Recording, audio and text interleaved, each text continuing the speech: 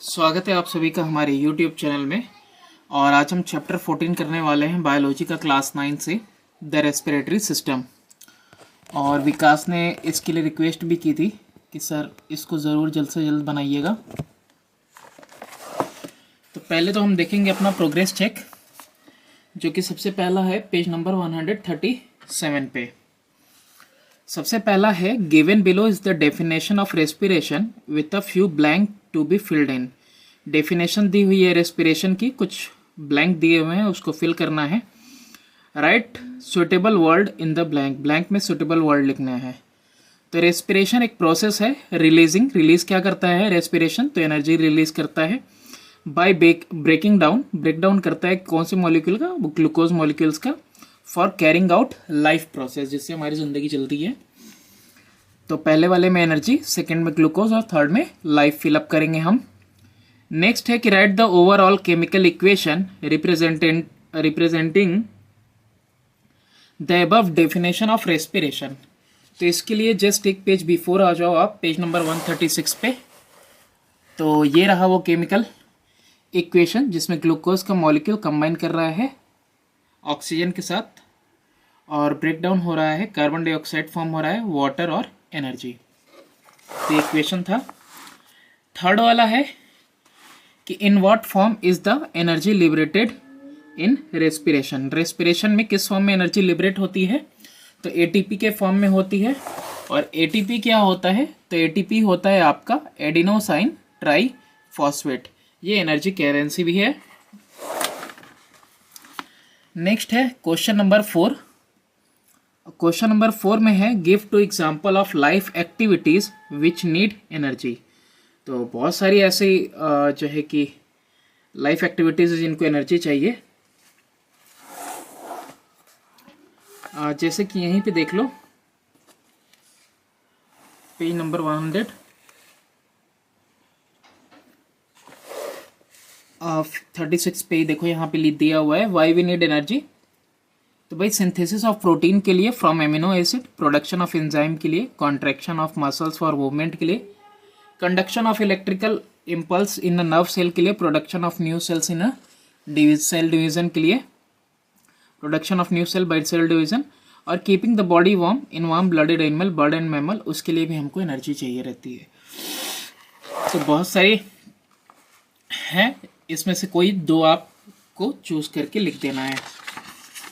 Next हमारा progress check है page number 139 पे। इसमें स्टेट करना है ट्रू और फॉल्स कि वेदर स्टेटमेंट सही है या गलत है। सबसे पहला, स्ट्रेनस फिजिकल एक्सरसाइज में cause fatigue due to accumulation of carbon dioxide in the blood. तो बिल्कुल नहीं है, फॉल्स होगा। स्ट्रेनस फिजिकल एक्सरसाइज फटीग नहीं कॉज करेगा एक्यूमुलेशन ऑफ CO2 की वजह से। सेकेंड है कि no carbon dioxide is produced in anaerobic respiration in the human body, ये ट्रू है। नेक्स्ट है थर्ड वाला कि breathing and gaseous transport are one and the same thing. तो नहीं, ब्रीथिंग और गैसियस ट्रांसपोर्ट दोनों जो है डिफरेंट थिंग है, सेम चीज़ नहीं है, तो ये फॉल्स हो जाएगा। फिर फोर्थ वाला है आपका carbon dioxide is transported to the lung by the blood in two forms as bicarbonate and carbamino haemoglobin. तो ये आपका ट्रू है कि कार्बन डाइऑक्साइड लंग्स को दो फॉर्म में जाता है, बाइकार्बोनेट और आपका कार्बेमिनो हेमोग्लोबिन के फॉर्म में। फिफ्थ वाला लास्ट है आपका tissue respiration means chemical changes occurring inside the cell. तो टिश्यू के अंदर रेस्पिरेशन हो रहा है, उसका मतलब chemical changes occurring inside the cell, true है। नेक्स्ट पीसी चेक पे आते हैं। प्रोग्रेस चेक कहाँ है अब ये प्रोग्रेस चेक है आपका पेज नंबर 144 पे। अब 144 पे सबसे पहला है match the column 1 with those in column 2। तो नेसल चेम्बर क्या करता है, तो नेसल चेम्बर देखो वार्म करता है एयर को। नेक्स्ट वाला है बी वाला एपिग्लोटिस। तो एपिग्लोटिस क्या होता है, क्लोज करता है विंड पाइप को ड्यूरिंग स्वेलिंग, जब हम खाना घोट रहे होते हैं। एयर सेक्स का क्या काम है, तो एयर 6 जो होते हैं वो नेटवर्क ऑफ कैपिलरीज हैं। डी वाला है लंग्स। तो लंग्स क्या है, लंग्स स्पॉन्जी और इलास्टिक होते हैं। फिर लैरिंग्स की बात कर रहा है, तो जो लैरिंग्स है ये प्रोडक्शन ऑफ वॉइस के प्रोडक्शन में ये लैरिंग्स जो है, लैरिंग्स से ही आवाज़ निकलती है इनके वाइब्रेशन से। फिर ट्रैकिया है एफ वाला। तो ट्रैकिया जो होता है वो सी शेप्ड रिंग होता है, ट्रैकिया सी शेप्ड रिंग। सीलिया, तो आपका जो सीलिया है वो ड्राइव करता है म्यूकस को। ओके, नेक्स्ट है how do the following contribute in inspiration during breathing, कि सांस लेने में ये दोनों किस तरीके से कंट्रीब्यूट करते हैं, रिब्स और डायफ्राम। पेज नंबर 142 पे देखेंगे हम। तो रिब्स कैसे कंट्रीब्यूट करता है, तो जो रिब होता है मूव करता है upward and outward due to the contraction of external intercostal muscle stretched between them, उनके बीच में जो स्ट्रेच होता है मसल्स, और इसकी वजह से इनलार्ज हो जाता है चेस्ट कैविटी ऑल अराउंड। और डायफ्राम की बात करें तो डायफ्राम जो होता है एक शीट ऑफ मस्कुलर टिश्यू है जो सिचुएटेड है toward the base of lungs के नीचे की तरफ, जो कि नॉर्मली रिमेन रहता है आर्क्ड अपवर्ड लाइक अ डोम, एक गुंबद की तरह कॉन्ट्रैक्ट करता है और फ्लैटेंस होता है from the dome shaped outline to an almost, और कितना जो है वो फ्लैटन होता है almost plane, and this contribute करता है एनलार्जमेंट ऑफ चेस्ट कैविटी में, यानी कि चेस्ट कैविटी बढ़ जाती है तो 10 जो है कि चेस्ट कैविटी बढ़ जाएगी तो ज़्यादा एयर जो है कि अंदर आएगा लेंथ वाइज। तो ये इनके फंक्शन हो गए, ठीक है, डायफ्राम के और रिब्स के। तो ये इंस्पिरेशन में इस तरीके से मदद करते हैं। नेक्स्ट है आपका, अभी पीसी चेक में ही है हम लोग। अब यहाँ पे match the lung capacities in column 1 with the quantities given in the column 2। तो इसके लिए देखो यहीं पे कैपेसिटीज ऑफ द लंग दी हुई है यहाँ पे, और इसके नीचे टाइडल वॉल्यूम है, इंस्पिरेटरी रिजर्व वॉल्यूम है, इंस्पिरेटरी कैपेसिटी है, एक्सपिरेटरी रिजर्व वॉल्यूम है, और वाइटल कैपेसिटी है, रेसिजुअल वॉल्यूम भी है, और टोटल लंग कैपेसिटी भी है ना। तो इन्हीं सबसे आपको बस मैच द कॉलम कराना है देख के। तो रेसिजुअल एयर का जो कैपेसिटी है वो 1500 मिलीलीटर है, तो 1500 ml हो गया। वाइटल कैपेसिटी बगल में ही दी हुई है, वो है आपका 4500 ml, और टोटल लंग कैपेसिटी देखो यहीं पे है 6000 ml, और डेड एयर स्पेस जो है सबसे ऊपर दिया है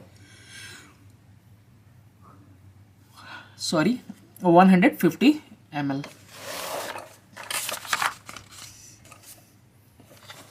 एक और प्रोग्रेस चेक है पेज नंबर 146 पे। क्वेश्चन नंबर 1 है कि mention any 2 point of difference in the quality of inspired and expired air.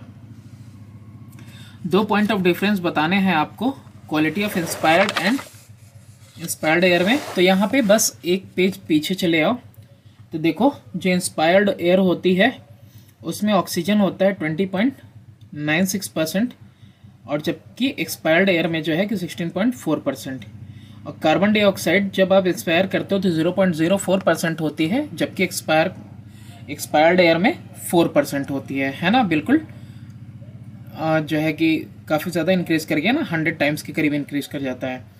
Nitrogen 79% होती है इंस्पायर्ड एयर में, और एक्सपायर्ड एयर में 79.6, और वाटर वेपर लो होता है इंस्पायर्ड एयर में, जबकि एक्सपायर्ड एयर में हाई होता है। तो 2 डिफरेंस आपको बताने थे।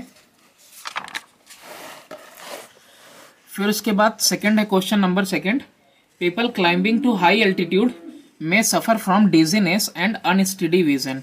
धुंधला सा दिख सकता है और डिजीनेस हो सकती है जो लोग क्लाइंब कर रहे हैं हाई एल्टीट्यूड पे। पीछे आते हैं बैक में, effect of altitude on breathing. इस पैराग्राफ में आपको इसका आंसर मिलेगा पेज नंबर 145 पे, कि जैसे जैसे हम ऊपर जाते हैं, as we go higher up, जो एयर हम लोग ब्रीथ करते हैं इन अंदर सांस लेते हैं, डिक्रीज करता है प्रेशर के साथ by gradual decrease in oxygen content. ठीक है, तो प्रेशर के डिक्रीज करते करते वो ग्रेजुअल डिक्रीज होने लगता है ऑक्सीजन के कंटेंट में ही, और 4500 मीटर अबव सी लेवल पे अगर कोई चाहता है, यानी वही हाई एल्टीट्यूड हो गया, तो उसको एयर सिकनेस मिलेगा, इन विच लैक ऑफ ऑक्सीजन, यानी कि ऑक्सीजन कम मिलने की वजह से उसको डिजीनेस मिलेगा, अनस्टडी विजन मिलेगा, और लॉस ऑफ हियरिंग भी हो सकती है, और लैक ऑफ मस्कुलर कोऑर्डिनेशन भी होगा, और इवन कंप्लीट ब्लैकआउट भी होगा। नेक्स्ट है आपका इसी में सेकंड वाला है, कह रहा है कि lime water is used in most experiments on respiration. Respiration के ज़्यादातर एक्सपेरिमेंट में लाइम वाटर का यूज़ क्यों किया जाता है? तो ऐसा इसलिए है क्योंकि जो लाइम वाटर है, लाइम वाटर टर्न कर देता है और टर्न हो जाता है मिल्की जब कार्बन डाइऑक्साइड को पास किया जाता है, उससे pass through it. Therefore in most of experiment, इसलिए बहुत सारे एक्सपेरिमेंट में, to check whether the process of respiration is taking place और नॉट, तो रेस्पिरेशन हो रहा है कि नहीं इसको चेक करने के लिए हम लोग लाइम वाटर का ही यूज़ करते हैं। अब नेक्स्ट है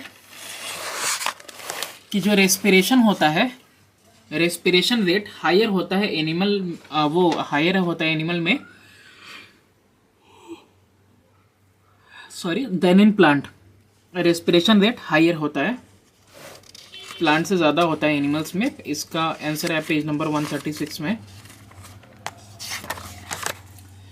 यहाँ पे देखो लिया ही हुआ है heading, animal need more energy. तो need for production of energy is greater in animal than plant, तो ज़्यादा ज़रूरत होती है एनिमल्स को प्लांट से ज़्यादा। दिस इज बिकॉज, क्यों होती है? Animal consume more energy in doing physical work, तो फिजिकल वर्क बहुत ज़्यादा करते हैं एनिमल, इसीलिए उनको ज़्यादा एनर्जी चाहिए रहती है, जबकि प्लांट्स उतना नहीं करते। और यहाँ पे दो दिया हुआ भी है कि they have to move about for obtaining food और run away to escape enemies, यानी खाना तलाशने के लिए और दुश्मनों से बचने के लिए भी उनको क्या करना होता है? दौड़ना होता है, एनर्जी वेस्ट करनी होती है। और they have to chew their food and have to look after their egg और young ones and so on, और उनको अपना खाना चबा के खाना पड़ता है और अपने अंडों को भी देखभाल करनी पड़ती है और अपने बच्चों का, तो इसीलिए जो है कि एनिमल्स को ज़्यादा एनर्जी की ज़रूरत पड़ती है, फिजिकल एक्टिविटी ज़्यादा है। अब यहाँ पे देखो क्वेश्चन नंबर 3 है कि given alongside is an experiment intended to demonstrate the action of diagram but something has gone wrong, what is the mistake in the diagram, explain. तो बताना है कि मिस्टेक क्या है डायग्राम में, तो उसके लिए पहले डायग्राम को समझना ज़्यादा ज़रूरी है। तो डायग्राम यही जस्ट बगल में आप समझ सकते हो, यहाँ पे दिया हुआ है to demonstrate the action of the diagram during the breathing. तो यहाँ पे देखो, यहाँ से शुरू करो। When the sheet is pull downward, जब डाउनवर्ड हम पुल करते हैं तो वॉल्यूम इंक्रीज कर जाती है और प्रेशर जो इनसाइड रहता है बेल जार का कम हो जाता है और रबर बैलून एक्सपेंड हो जाते हैं, देखो फुल गए, बाय द एयर रशिंग इन, और एयर उसके अंदर रश कर रहा है, ठीक है, ऊपर से टॉप से यहाँ से एयर रश कर रहा है। When the sheet is pushed upward, जब शीट को यहाँ पे अपवर्ड पुश कर रहा है, ध्यान से देखो नीचे में, यहाँ पे अपवर्ड जब पुश कर रहा है, volume is decrease, volume decrease कर जा रही है और प्रेशर अंदर का जार का इंक्रीज हो जा रहा है और बैलून कोलैप्स कर रहे हैं due to air rushing out. अब बैलून देखो कोलैप्स कर रहे हैं, ना कि इन्फ्लेट हो रहे हैं, फूल नहीं रहे हैं, ये कोलैप्स कर रहे हैं क्योंकि हवा इनके अंदर से रश आउट हो रही है। बस यही चीज़ इसमें रॉन्ग है कि यहाँ पे जब आपने इसको, तो this is only the mistake in this diagram, कि ये जो आपने पुश किया है इसको, तो जब एयर रश करता है आउट तो ये दोनों इन्फ्लेट जो हो रहे हैं ये डिफ्लेट होने चाहिए, ठीक है, ये श्रिंक करने चाहिए, तो यही मिस्टेक है इसके अंदर, तो इट शुड श्रिंक। तो this is only the mistake कि जब हम पुश कर रहे हैं अपवर्ड तो क्या होना चाहिए, इसको श्रिंक करना चाहिए। अब आते हैं अपने एक्सरसाइज पे। सबसे पहला क्वेश्चन है ए पार्ट में मल्टीपल चॉइस टाइप, कि ड्यूरिंग इंस्पिरेशन डायफ्राम क्या करता है, तो इंस्पिरेशन के टाइम में डायफ्राम कॉन्ट्रैक्ट करता है। Ultimate end part of the respiratory system in human are known as, तो अल्टीमेट एंड पार्ट जो रेस्पिरेटरी सिस्टम का कौन है, वो है एल्वियोली, यही आपका जो है कि एंड पार्ट है रेस्पिरेटरी सिस्टम का। फिर ड्यूरिंग रेस्पिरेशन देयर इज, क्या होता है रेस्पिरेशन के टाइम में, loss in dry weight, dry weight में क्या होता है, लॉस होता है। अब यहाँ पे है वेरी शॉर्ट वाले में देखो, choose the odd one out in each of the following. अभी देखो 14 मिनट से ज़्यादा का 15 मिनट के करीब का वीडियो हो गया, अगर एक एक लाइन समझाते चलेंगे तो और ज़्यादा टाइम कंज्यूम होगा। हम लोगों की मेरी कोशिश है पूरी की पूरी कि आपको मैं एक्सप्लेनेशन दूंगा, और एक बार ये सिलेबस अपलोड हो जाए सारे क्वेश्चन आंसर, जिसमें कि सबसे पहले आपको मदद चाहिए, तो धीरे धीरे एक्सप्लेनेशन के भी सारे वीडियोस आपको मिलेंगे। अब यहाँ पे पहला देखो, choose the odd one out in each of the following group of 4 item. Trachea है, ब्रोंकस है, एल्वियोलस है, तो ये तीन के तीनों जो हैं रेस्पिरेटरी सिस्टम के पार्ट हैं। और डायग्राम देखो ये डिफरेंट है इन तीनों से, तो डायग्राम यहाँ पे हो जाएगा अलग। फिर यहाँ पे देखो इथाइल अल्कोहल है, carbon dioxide, starch, oxygen absence. तो यहाँ पे सबसे ज़्यादा डिफरेंट कौन है? यहाँ पे सबसे ज़्यादा डिफरेंट देखो तुम्हारा इथाइल अल्कोहल लग रहा है, क्योंकि carbon dioxide, starch, oxygen absence ये सारे के सारे आपके ये पार्ट हैं, रेस्पिरेशन पार्ट रहते। कार्बन डाइऑक्साइड भी होता है और स्टार्च का ब्रेकडाउन होता है और ऑक्सीजन एब्सेंस, ये सब सिमिलर हैं। और इथाइल अल्कोहल जो है कि बिल्कुल डिफरेंट है यहाँ पे। फिर देखो सी पार्ट में है कि diffusion, respiratory gases, alveoli, capillary network. तो देखो ये डिफ्यूजन जो है इसमें है नहीं, तो डिफ्यूजन बिल्कुल अलग है, और बाकी सब ये रेस्पिरेशन से रिलेटेड है। फिर डी वाले में है ट्रैकिया है, सिलिएटेड एपिथेलियम है और म्यूकस है। तो यहाँ भी देखो ये तीनों भी जो है कि वो रेस्पिरेशन की प्रोसेस में है, जबकि डिफ्यूजन जो है बिल्कुल अलग है। नेक्स्ट है ऑक्सी हीमोग्लोबिन है, कार्बेमिनो हीमोग्लोबिन है, हाइपोक्सिया है और कार्बो ऑक्सी हीमोग्लोबिन। अब सब हीमोग्लोबिन है, यही हाइपोक्सिया क्या है? बीमारी है। यहाँ पे देख सकते हो आप, डिफिशियंसी ऑफ ऑक्सीजन से होता है ये हाइपोक्सिया। फिर नेक्स्ट है हेरी है, मॉइस्ट है, नॉस्ट्रिल है। तो हेरी मॉइस्ट यानी नम, और नॉस्ट्रिल तो नॉस्ट्रिल के लिए भी कह सकते हो ये दोनों। तो यहाँ पे डिफरेंट क्या है? Vocal cord. नेक्स्ट वाला है सेकंड वाला कि name the body structure concerned with the given functional activity. Body structure बताना है जो कि कंसर्न्ड है in physical activity, functional activity के साथ। प्रिवेंट करता है फूड को from entering the trachea during swelling, है ना, स्वेलो करने के टाइम में वो एंटर करने से फूड को जो है प्रिवेंट करता है ट्रैकिया से, तो वो है एपिग्लॉटिस। बी वाला पार्ट है कि ट्रांसपोर्ट करता है oxygen to the body cell, तो ये कैपिलरीज हैं। ये इस फंक्शन है कि हेल्प करता है इंक्रीज करने में वॉल्यूम चेस्ट कैविटी का लेंथ वाइज, तो ये डायफ्राम है आपका जो कॉन्ट्रैक्ट करता है और रिलैक्स करता है। Combine with oxygen in the lungs, तो कौन है जो कंबाइन करता है ऑक्सीजन के साथ लंग्स में? तो ये होगा ब्रोंकियल्स। नेक्स्ट है प्रोटेक्ट करता है लंग को फ्रॉम मैकेनिकल इंजरीज, तो ऊपर में जो हड्डियां हैं हमारी रिब्स हैं, तो रिब्स हो जाएगा इसका। प्रोवाइड करता है actual diffusion of respiratory gases in lungs, तो एक्चुअल डिफ्यूजन कौन करवाता है? तो एल्वियोली है और एयर सैक्स हैं, उसको एल्वियोली भी कह सकते हो या फिर एयर सैक्स। नेक्स्ट है what is the normal percentage composition of gases in inspired air and expired air respectively. तो जहाँ पे हम दोनों एयर का डिफरेंस देख रहे थे वहीं पे हमको ये मिलेगा पेज नंबर 145 पे। तो ये रहा इंस्पायर्ड एयर और एक्सपायर्ड एयर के बीच में आपको डिफरेंस मिल जाएगा। O2 कितना एब्जॉर्ब हो रहा है, CO2 कितना रिलीज हो रहा है और कितना नाइट्रोजन है अनयूज्ड। और यहाँ पे इवेपोरेशन की बात कर रहा है फ्रॉम द रेस्पिरेटरी पैसेज, तो वाटर वेपर जो इंस्पायर एयर में लो रहता है, जबकि एक्सपायर्ड एयर में evaporation of water vapour passage से हाई रहता है। फिर उसके बाद डस्ट पार्टिकल वेरी करते हैं बट यूजुअली प्रेजेंट रहते हैं, और लेकिन एक्सपायर्ड एयर में लिटिल रहते हैं अगर कोई होते भी हैं तो। फिर टेम्परेचर है तो इंस्पायर्ड एयर में वेरिएबल रहता है, और ये एक्सपायर्ड एयर में जो इंस्पायर्ड एयर में और एक्सपायर्ड एयर में तो रेस्पिरेटरी पैसेज से वार्म हो जाता है एयर। तो ये हो गया हमारा क्वेश्चन नंबर 4। अब यहाँ पे which chemical compound inside a cell can be termed energy currency, तो कौन सा केमिकल कंपाउंड है? ATP है, एडिनोसाइन ट्राइफॉस्फेट। फिफ्थ वाला है match the items in column 1 with the ones most appropriate in column 2 और रीराइट द मैचिंग पेयर्स। इसको दोबारा से लिखना है बिल्कुल सामने सामने।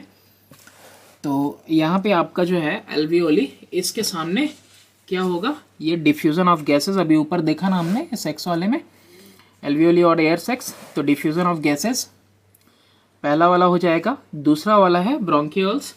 तो ब्रोंकियल्स का भी हमने देखा स्मॉल एयर ट्यूब्स हैं, ये स्मॉल एयर ट्यूब्स होते हैं जो कंबाइन होते हैं ऑक्सीजन के साथ लंग्स में। फिर उसके बाद सी वाला है नेसल चैम्बर। तो नेसल चैम्बर जो होता है वो लाइंड होता है हेयर के साथ। अब ब्रोंकाई की बात करें तो ब्रोंकाई जो होता है इन्वर्टेड वाई शेप का ट्यूब होता है। अब सी वाले में देखते हैं, सी वाले में है short answer type. Given below is an example of a certain structure and it's special functional activity. जैसे किडनी है और एक्सक्रीशन है, तो उसी तरीके से एल्वियोली का क्या हो जाएगा, गैसियस डिफ्यूजन। माइटोकॉन्ड्रिया हो जाएगा and powerhouses. Epiglottis and guard of entrance to trachea. Epiglottis क्या करता है, गार्ड करता है ना एंट्रेंस टू ट्रैकिया, फूड को जाने नहीं देता है। और फिर उसके बाद है प्लेयोरा। तो प्लेयोरा क्या होता है, ये एक लंग कवरिंग है। तो डायफ्राम क्या है, डिफ्रेंशिएट करता है थोरिएक कैविटी को और एब्डोमिनल कैविटी को।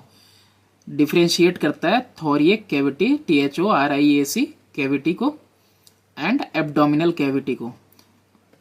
C shaped cartilage ring and, तो सी शेप्ड कार्टिलेज रिंग्स जो होते हैं वो सपोर्ट प्रोवाइड करते हैं। ठीक है, अब बात करते हैं क्वेश्चन नंबर 2 की। अब क्वेश्चन नंबर 2 में बोल रहा है state one function of each of the following. Ciliated epithelium lining the respiratory tract, और फिर माइटोकॉन्ड्रिया है, डायफ्राम है, इंटरकोस्टल मसल है और प्लेयोरल फ्लूइड है। देखते हैं वन बाय वन। सबसे पहला है सिलिएटेड एपिथेलियम का। तो ये जो आपका सिलिएटेड एपिथेलियम है, ये प्रोटेक्टिव इनर लाइनिंग होती है रेस्पिरेटरी पैसेज में, और ये हेल्प करता है in motion, it helps in motion driving any fluid that is on them, है ना। मोशन में मदद करता है और ड्राइव करता है किसी फ्लूइड को अगर उसके ऊपर रहता है तो। फिर नेक्स्ट था आपका माइटोकॉन्ड्रिया। तो माइटोकॉन्ड्रिया में init pyruvic PYRUVIC pyruvic acid is further broken down step by step in a cyclic manner in presence of oxygen. तो ये माइटोकॉन्ड्रिया का में हो गया। फिर डायफ्राम की बात कर रहा है, फंक्शन बताने हैं ना सबके। तो डायफ्राम क्या करता है, ये कंट्रीब्यूट करता है इनलार्जमेंट में चेस्ट कैविटी के लेंथ वाइज। फिर इसके बाद है इंटरकोस्टल मसल। तो इंटरकोस्टल मसल क्या करता है, ये मसल्स जो होते हैं हेल्प करते हैं इनवर्ड एंड आउटवर्ड मूवमेंट में रिब्स के, एंड क्या करते हैं enlarging the chest cavity all around. तो किस तरह से मदद करते हैं ये मूवमेंट में, ये मूवमेंट कराते हैं रिब्स के इनवर्ड और आउटवर्ड, और क्या करते हैं एनलार्ज करते हैं चेस्ट कैविटी को चारों तरफ से। फिर है प्लेयोरल फ्लूइड। तो ये प्रोवाइड करता है ल्यूब्रिकेशन फ्री मूवमेंट के लिए of expanding and contracting lungs. तो ये जो लंग्स हैं हमारे, उनके जो है कॉन्ट्रैक्शन के लिए और एक्सपेंशन के लिए क्या प्रोवाइड करता है, ल्यूब्रिकेशन प्रोवाइड करता है ये प्लेयोरल फ्लूइड। नेक्स्ट क्वेश्चन देखते हैं, क्वेश्चन नंबर 3। क्वेश्चन नंबर 3 में देखो क्या है। क्वेश्चन नंबर 3 में है match the item in column A with those in column B. पहला वाला है कार्टिलेजिनस। तो कार्टिलेजिनस कौन है, तो ये ब्रोंकाई हैं जो कार्टिलेजिनस हैं। फिर लार्ज सरफेस एरिया किसका होता है, तो एल्वियोली का होता है जहाँ पे गैसेस का डिफ्यूजन है। फिर ब्रीदिंग मूवमेंट की बात करें तो ब्रीदिंग मूवमेंट डायफ्राम में, डायफ्राम की वजह से डायफ्राम कॉन्ट्रैक्ट करता है और वो लेंथ वाइज बड़ा छोटा होता है। फिर उसके बाद बात करें वॉइस की, तो वॉइस वाला हो जाएगा, वॉइस किससे प्रोड्यूस होती है, तो लैरिंग से प्रोड्यूस होती है। कॉम्प्लीमेंटल एयर का क्या होगा, कॉम्प्लीमेंटल एयर का हो जाएगा एक्स्ट्रा इनहेलेशन प्रोवाइड करता है। और फिर जो स्वेलिंग है, तो स्वेलिंग को करते हो तो कौन काम करता है, एपिग्लोटिस, है ना। एपिग्लोटिस क्या करता है, प्रिवेंट करता है फूड को फ्रॉम एंटरिंग द ट्रैकिया। इसके बाद देखते हैं question number 4, under what condition would the breathing rate increase, कौन सी कंडीशन में ब्रीथिंग रेट इंक्रीज करेगा। तो बहुत सारे एक्सरसाइज करोगे तो नॉर्मली इंक्रीज करता ही है, तो इसको आप लिख लेना कि the breathing increases after a vigorous physical exercise. और इसके अलावा also accumulation of CO2 in the blood, अगर एक्यूमुलेट होता है CO2 ब्लड के अंदर तो वो भी इंक्रीज कर देता है रेट ऑफ ब्रीदिंग को। क्वेश्चन नंबर 5 है आपके पास। क्वेश्चन नंबर 5 है, how would you prove that the air you breathe out is warmer. आपको प्रूव करना है कि कैसे प्रूव करोगे आपकी जो एयर ब्रीथ आउट कर रहे हो वो वार्मर है। आप अपने हथेली पे उसको फिल्ट भी कर सकते हो। तो यहाँ पे लिखना है आपको कि it can be felt by breathing out the air on our own hand, अपने हाथ पे ही हम अगर वो हवा मतलब जो है कि ब्रीथ आउट करें तो पाम हमारा जो है गर्म फील होगा। One can feel the warmth of the air expelled out during breathing, आपको ये महसूस होगा। फिर उसके बाद है क्वेश्चन नंबर 6। अब क्वेश्चन नंबर 6 में है, how is the respiratory passage keeped free of dust particle, किस तरह से रेस्पिरेटरी पैसेज जो है फ्री रहता है डस्ट पार्टिकल से। तो इसका आंसर होगा जो रेस्पिरेटरी ट्रैक्ट होते हैं is lined with ciliated epithelium, ये लाइंड होता है एपिलेटेड वो सिलिएटेड एपिथेलियम से। और ये सिलिएटेड एपिथेलियम जो रहता है वो रिमूव करता है म्यूकस को भी और डस्ट पार्टिकल को भी फ्रॉम द रेस्पिरेटरी ट्रैक्ट। तो इस तरह से जो है डस्ट पार्टिकल, तो इस तरह से रेस्पिरेटरी पैसेज जो है फ्री रहता है डस्ट पार्टिकल से या फिर म्यूकस से। उसके बाद देखते हैं answer number 7, what is wrong in this statement we breathe in oxygen and breathe out carbon dioxide.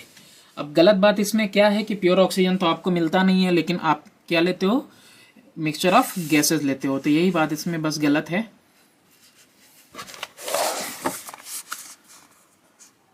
तो इसमें आप लिख लोगे कि actually we inhale air which contains much oxygen and a small quantity of carbon dioxide.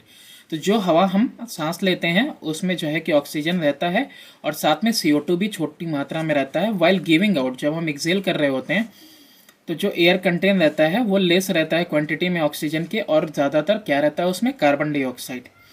Therefore जो statement है breathe in oxygen and breathe out CO2, ये wrong हो जाता है, क्योंकि जब हम इनहेल करते हैं तो बाकी सारे बहुत सारे और भी गैसेज होते हैं जो हम साथ में इनहेल करते हैं बिल्कुल स्मॉल क्वांटिटी में। नेक्स्ट क्वेश्चन की बात करें, डी वाला है। डी वाले में देखो लॉन्ग आंसर टाइप है। पहला क्वेश्चन है कि differentiate between the following pairs on the basis of the aspect given in the bracket, यानी एरोबिक और एनारोबिक रेस्पिरेशन के बीच में आपको डिफरेंशिएट करना है और किस बेसिस पे, and product of the process.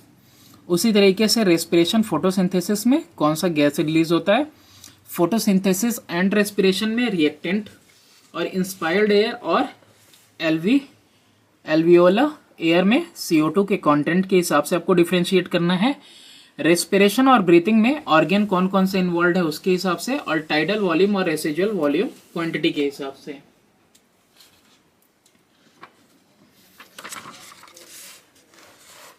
तो यहाँ पे सबसे पहला है रेस्पिरेशन में। तो रेस्पिरेशन में देखो क्या कहा था हमसे, एंड प्रोडक्ट क्या होता है। तो रेस्पिरेशन के एंड प्रोडक्ट में कार्बन डाइऑक्साइड रिलीज होता है, जबकि फोटोसिंथेसिस में ऑक्सीजन रिलीज होता है। फिर सेकेंड हाँ ठीक है रेस्पिरेशन वाले में, लेकिन उससे पहले एरोबिक एनारोबिक वाला था ना। तो एरोबिक एनारोबिक वाले में देखो, एरोबिक में कार्बन डाइऑक्साइड मिलेगा, वाटर मिलेगा, ATP मिलेगा और हीट एनर्जी मिलेगा। जबकि एनारोबिक यानी कि एब्सेंस ऑफ ऑक्सीजन में लैक्टिक एसिड मिलेगा, ATP मिलेगा और हीट एनर्जी मिलेगा। ये सेकेंड का हो गया।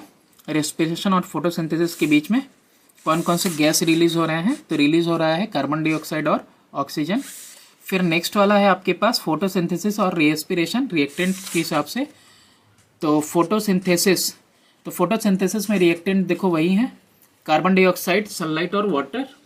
और जबकि रेस्पिरेशन में कौन कौन से हैं, रिएक्टेंट होता है ग्लूकोज और ऑक्सीजन रिएक्ट करता है। फिर नेक्स्ट वाला है आपका इंस्पायर्ड और एल्वियोला एयर में CO2 के कंटेंट के हिसाब से। तो इंस्पायर्ड एयर में CO2 का कंटेंट 0.04% होता है, जबकि एल्वियोला में कार्बन डाइऑक्साइड का परसेंटेज 4% होता है। रेस्पिरेशन की बात करें, ऑर्गन कौन कौन से होते हैं रेस्पिरेशन में, तो लंग्स रहते हैं, ब्रोंकाई है और एल्वियोली है। और ब्रीथिंग में क्या है, नेसल कैविटी, ट्रैकिया और डायफ्राम। फिर टाइडल वॉल्यूम और रेसिजुअल वॉल्यूम के बीच में डिफरेंस बताना था वॉल्यूम के हिसाब से। तो टाइडल वॉल्यूम होता है 1500 ml और रेसिजुअल वॉल्यूम होता है 500 ml। नेक्स्ट है give suitable explanation for the following. इन सब चीज़ों के लिए सुटेबल एक्सप्लेनेशन देना है, जिसमें से सेकंड का सबसे पहला है breathing through the nose is said to be healthier than through the mouth. कि आप नाक से सांस लेते हो वो ज़्यादा हेल्दियर है इसके बजाय कि आप मुंह से सांस लो। तो देखो ऐसा क्यों है भाई, हेल्दियर क्यों होता है नाक से ही सांस लेना, मुंह से भी तो ले ही सकते हैं। Because the hair present in the nostril, क्योंकि जो बाल होते हैं ना नाक के अंदर प्रिवेंट करते हैं large particle enter the system. तो बड़े बड़े पार्टिकल को वो रोक देते हैं, जबकि माउथ में ऐसा कुछ मैकेनिज्म नहीं है जो कि लार्ज पार्टिकल को रोक सके। तो इसीलिए ये हेल्दियर होता है कि आप नाक से ही सांस लें। इसके बाद है नेक्स्ट वाला, why does gaseous exchange continue in the lungs even during expiration. Expiration के भी टाइम में गैसियस एक्सचेंज चलता रहता है लंग्स के अंदर। तो इसका आंसर क्या होगा, एक्सपिरेशन क्या है, is the result of reverse movement of ribs and diaphragm. Reverse movement होता है एक्सपिरेशन में रिब्स का और डायफ्राम का, और इसकी वजह से as a consequence of the movement of the ribs and diaphragm जो थोरेक्स कैविटी होती है वो गायब हो जाती है, डिमिनिश हो जाती है, एंड लंग्स आर कंप्रेस्ड, और लंग्स जो है कंप्रेस हो जाते हैं, दब जाते हैं, forcing the air out into the atmosphere, और ये फोर्स करते हैं एयर को बाहर एटमॉस्फेयर के अंदर में।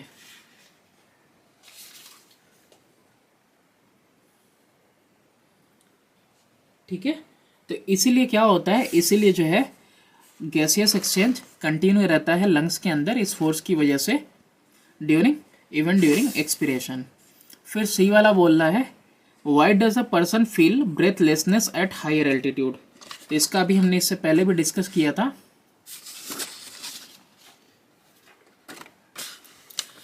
तो वो बुक से किया था, इस बार ये देखो लिखा हुआ भी है छोटा सा कि एट हायर एल्टीट्यूड पे होता क्या है कि जो ऑक्सीजन के कंटेंट होते हैं of the air, the oxygen content of the air, यानी एयर में जो ऑक्सीजन का कंटेंट होता है, परसेंटेज होता है, वो लो हो जाता है। So a person feels breathlessness at higher altitude. Next है why do you shiver and why do your teeth chatter when it is very cold in winter. ये जाड़ों दिन के दिनों में दांत आवाज़ करती है, लड़ती है, चैटर करती है। तो ऐसा क्यों होता है बार बार, तो because all the muscle throughout our body are involuntarily contracting and relaxing at high speed. क्योंकि सारे बॉडी के अंदर जो इनवॉलेंटरीली मसल्स होते हैं वो क्या करते हैं, इनवॉलेंटरीली कॉन्ट्रैक्ट करते रहते हैं, यानी उनका एक्शन हमारे बस में नहीं रहता, और रिलैक्स करते रहते हैं बहुत ही हाई स्पीड के साथ। और ये रैपिड मूवमेंट जो है हेल्प करता है किस में, वार्म करने में बॉडी को, यानी हमारी बॉडी उससे वार्म होती है, बॉडी टिश्यू। तो दिस इंटर्न, इसी की वजह से ये क्या होता है, raises our internal body temperature closer to the normal. और इसकी वजह से होता क्या है कि हमारा जो इंटरनल बॉडी टेम्परेचर रहता है वो नॉर्मल तक बढ़ जाता है, यानी 37 डिग्री सेल्सियस तक। तो इसीलिए सारी के सारी मसल्स जो है पूरी बॉडी में क्या करते हैं, इनवॉलेंटरीली कॉन्ट्रैक्ट करते रहते हैं और रिलैक्स करते रहते हैं हाई स्पीड पे। इसीलिए हमारे दांत क्या करते हैं, चैटर करते हैं। नेक्स्ट है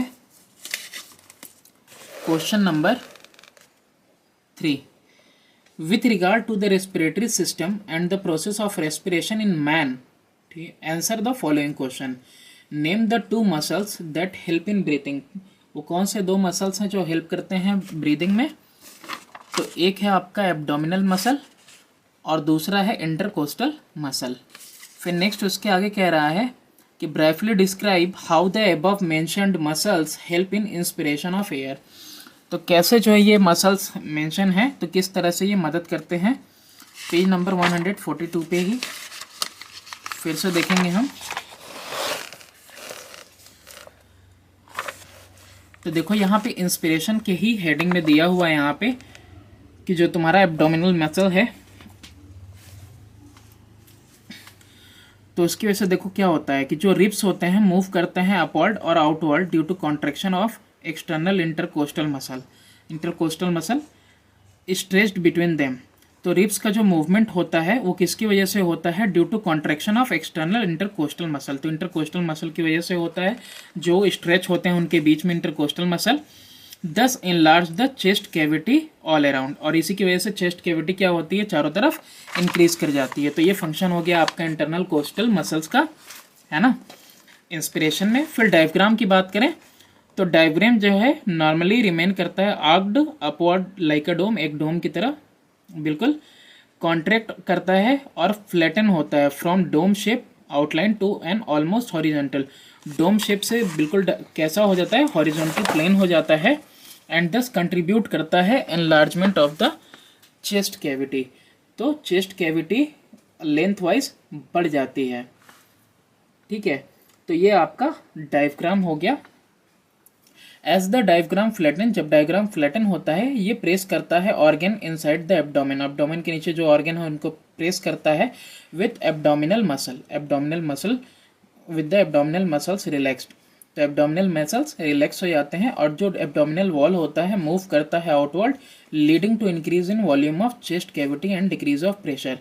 तो ये जो एब्डोमिनल वॉल है आपका मूव करता है आउटवर्ड, और आउटवर्ड मूव करने की वजह से क्या होता है? लीड करता है, यानी कि इंक्रीज करता है वॉल्यूम चेस्ट कैविटी का, और प्रेशर अंदर जो है डिक्रीज हो जाता है। तो ये आपका फंक्शन था किसका? एब्डोमिनल मसल का। और यहाँ पे फंक्शन किसका था आपका? ये फंक्शन था आपका इंटरकोस्टल मसल का। इसके बाद आते हैं सी पार्ट में। Give the overall chemical equation two represent the process of respiration in humans. Overall chemical equation बताना है आपको। ये पेज नंबर 147 पे है। ओवरऑल यही है आपका। ये ग्लूकोज के मॉलिक्यूल है, ऑक्सीजन के साथ कंबाइन करेंगे, कार्बन डाइऑक्साइड, वाटर मॉलिक्यूल और 38 एटीपी, और साथ में 420 किलो कैलोरी एनर्जी प्रोड्यूस होगी। तो ये इक्वेशन लिख देना है आपको। फिर उसके बाद है डी पार्ट है कि what is meant by residual air और डेड एयर स्पेस। इसके लिए पेज 144 पे आइए। रेसिजुअल और डेड एयर स्पेस ना, तो डेड एयर स्पेस देखो यहाँ है। कुछ tidal air is left in, कुछ टाइडल एयर होते हैं जो लेफ्ट रहते हैं रेस्पिरेटरी पैसेज में, जैसे कि ट्रैकिया में और ब्रोंकाई में, जहाँ पे कोई डिफ्यूज़न नहीं होता है गैसेस का, उसको कहते हैं डेड एयर स्पेस। और ये स्पेस कितना होता है? 150 ml के करीब। फिर रेसिजुअल वॉल्यूम की बात करें तो कह रहा है कि some air is always left in the lungs. Lungs के अंदर कुछ जो हवा रहती है हमेशा रहती है after forcibly breathing out. Breathing out forcibly करने के बाद भी इसी को लेफ्ट ओवर या फिर रेसिजुअल एयर भी कहते हैं। और ये कितना है? 1500 ml। क्वेश्चन नंबर 4 है। अब क्वेश्चन नंबर 4 में है कि starting from the nostril trace the path in the sequence which the inspired air takes until it reaches the air sacs. Air sacs तक पहुंचने तक में आपको सीक्वेंस में सारे पाथ बताने हैं। तो यहाँ पे आ जाओ पेज नंबर 147 पे। ये पॉइंट्स जो दिए हुए हैं। Human respiratory system consist of air passes.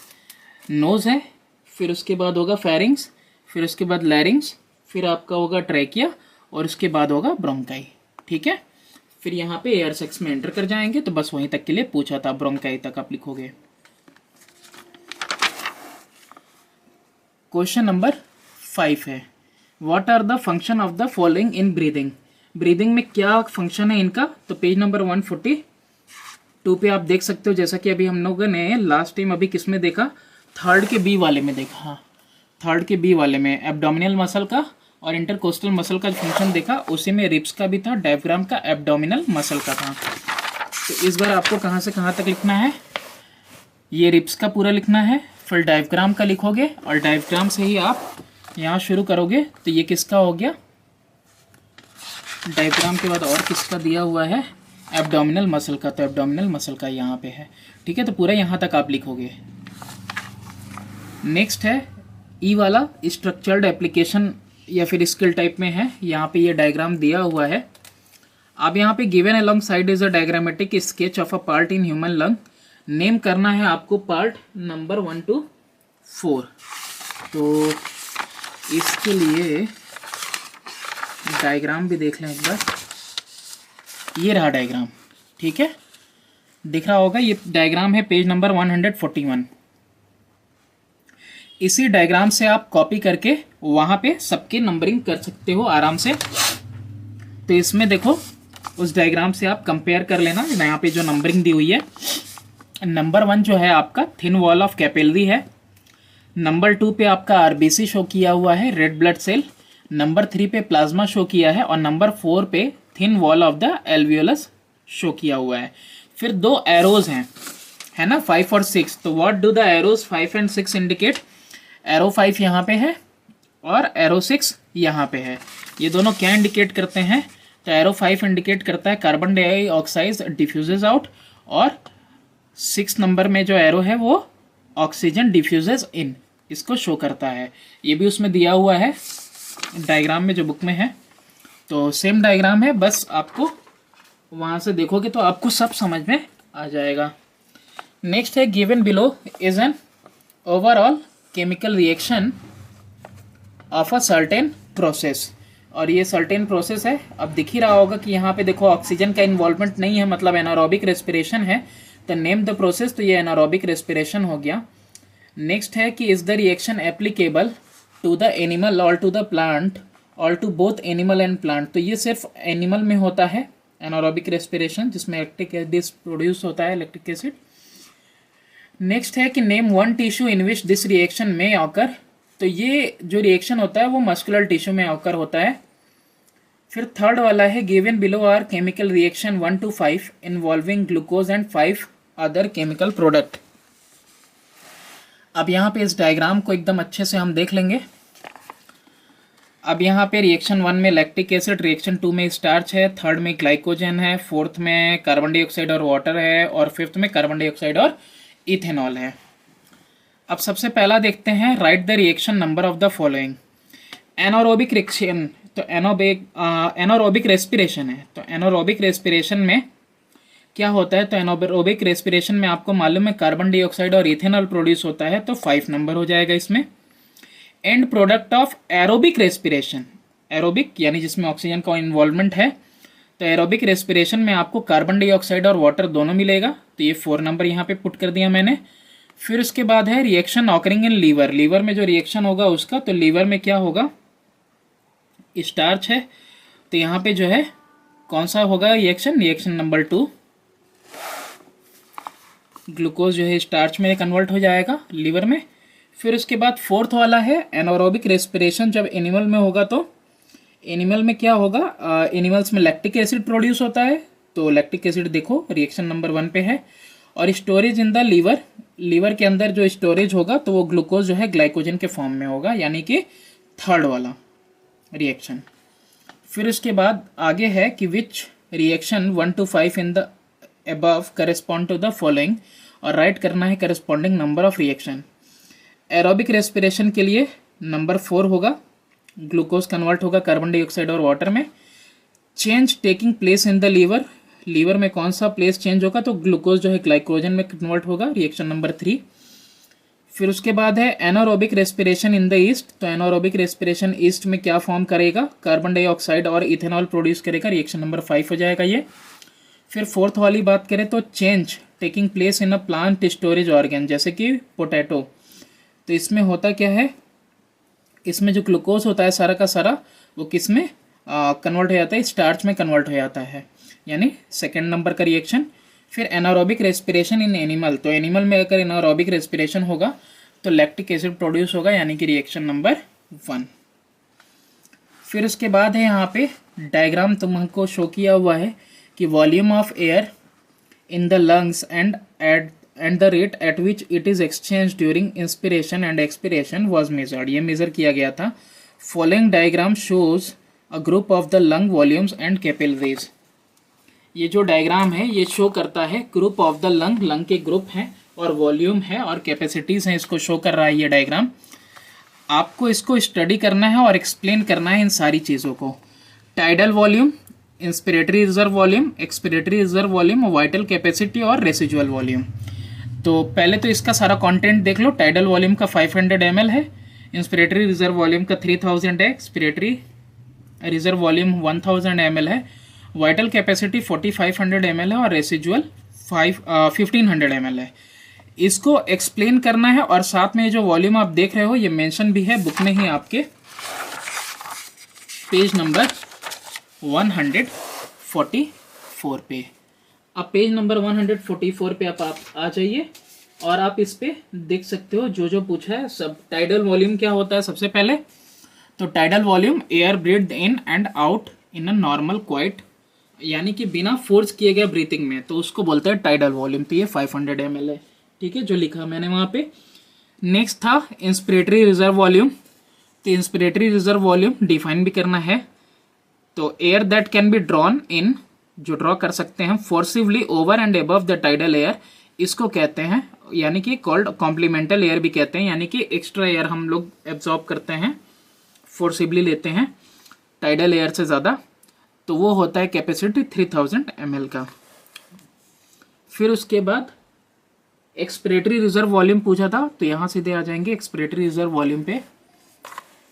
ये वो एयर है that can be forcibly expelled out, जो हम बाहर फेंक सकते हैं, एक्सपेल कर सकते हैं आफ्टर नॉर्मल एक्सपिरेशन.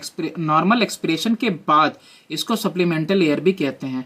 तो ये एक्स्ट्रा कितना फोर्सिबली हम निकाल सकते हैं, तो दैट इज 1000 ml इसकी कैपेसिटी है.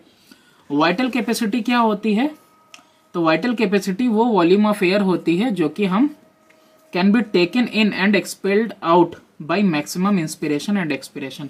मैक्सिमम इंस्पिरेशन और एक्सपिरेशन करके जो हवा हम अंदर ले सकते हैं और बाहर फेंक सकते हैं, और इसकी अमाउंट कितना है, इसका वॉल्यूम कितना है, 4500 ml है. इसके बाद आपसे और क्या पूछा है, रेसिजुअल वॉल्यूम पूछा था. तो रेसिजुअल वॉल्यूम देखो 1500 ml है, और कुछ हवा जो होती है हमेशा लंग्स में रह जाती है, इवन आप फोर्सिबली ब्रीथ आउट कर देते हो तब भी, इसी को कहते हैं रेसिजुअल एयर. कैपेसिटी गिवन है. तो आई होप ये आपको समझ में आया होगा. इतना फास्ट चलने के बाद भी ये 50 मिनट का वीडियो हो गया, और मैं कोशिश करूँगा कि जितनी जल्दी ओवर हो जाए हम इसके एक्सप्लेनेशंस जल्द से जल्द अपलोड करें. Please do subscribe and share my channel, और मिलते हैं नेक्स्ट वीडियो में, नेक्स्ट चैप्टर में. हाइजीन अ की टू हेल्दी लाइफ.